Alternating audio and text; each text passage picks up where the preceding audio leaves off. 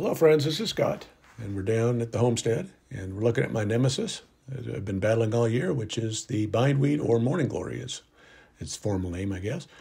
And yeah, this area of the yard, I'm not quite sure what I want to do with it yet, and it just keeps becoming a weedy mess. And so there's a close-up of what I've got to deal with. I did put a lot of wood chips down, late last year or the year before, I can't remember. And yeah, they do everything except to suppress bindweed. But one thing they do, wood chips do, is they have mushrooms. And so I found a bunch of little mushrooms. So it's kind of fun to, as I'm weeding along, on my hands and knees, finding some of Mother Nature's creatures. And here's an earthworm. And it took a few minutes just to kind of check this worm out. And it was on the move. And I don't, take time to sit back and, smell the coffee very often and just kind of watch Mother Nature in action. And I decided that this worm was giving me a good opportunity to check it out and to show you guys kind of the something maybe you haven't really appreciated much. But these worms can cover ground, and when I see worms, I'm happy because this is worms were something that was very lacking in this garden, and they're making a great comeback with all the organic matter that I bagged to the soil, and it's fun to see them moving through the yard and taking care of what they need to take care of. But yeah, this is all just hands and knees and pulling weeds. And I got down to the hen and chicks and got those all done. And they're around the edges. I don't want to smother them, but yeah, it looks pretty good. It's kind of a bad sunlight time of day, but I'm happy to have that big pile of wood chips I got last week. And I'm just going to load up a few wheelbarrows, and I'm going to make sure that I mulch this in heavily. Again, I'm disappointed that wood chips do not take care of bindweed, but yeah, I'll just have to be on top of it as the bindweed grows. When it's young, I need to be pulling it or spraying it, unfortunately, because chemical weed killers do work on bindweed. So I may have to do some topical spraying. We'll see. But kind of a short trip to the front, just to kind of top it off a little bit and use a little bit of a rake. I want to show you how deep that I'm going to make this. These wood chips. They say about 4 to 6 inches suppresses most weeds.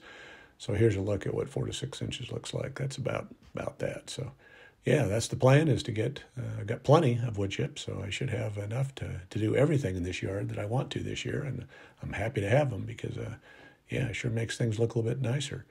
Again, the leaves haven't turned brown yet from the chippings, so it doesn't look the greatest, but it'll all brown out and make it look good. Then I decided that I wanted to mow, and so I took my new electric mower out. And if people have watched my channel for any period of time, you know that I've never had grass that green. So that's some pretty grass clippings. It's funny to say that about grass clippings, but yeah, that's the front yard, and it's much improved. And I use those grass clippings to mulch the strawberry bed. So yeah, they're getting ready for winter. I don't want to mulch them too heavy because they don't like to be soggy. They just want to be protected. And cows love the ice cream that grass clippings provide, and I gave them a few handfuls as some out of corn stalks, and they're always bugging me for a treat. So all I've got left is a little bit of grass and maybe some kale, and that's about all I have for them. But then I got a little bit more motivation, and I decided I was going to do this side yard, the front and the side, and Mr. Lincoln's with me.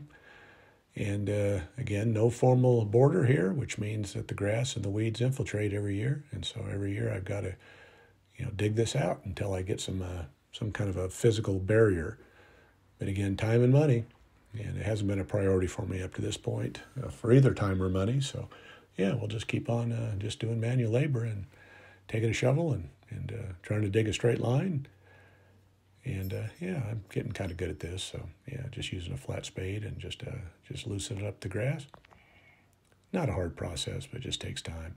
Had a little country music playing, so I was enjoying a nice fall flannel day, and fall is my favorite time of the year. This October has been wonderful, and I can't complain at all about the weather. It's just been it's been glorious. Have yet to have a hard freeze yet, but we're getting there. I think it'll be coming here in the next few days, but tomatoes are still alive, and we're still moving forward. So with the gardening, but yeah, it's all hands and knees and gloves and buckets and shovels and digging out all this, all the green matter, and a lot of this is just grass, so it'll go to either the compost or I'll throw it to the cows and let them enjoy it too. So again, nothing down here at the homestead, or very little, goes to waste.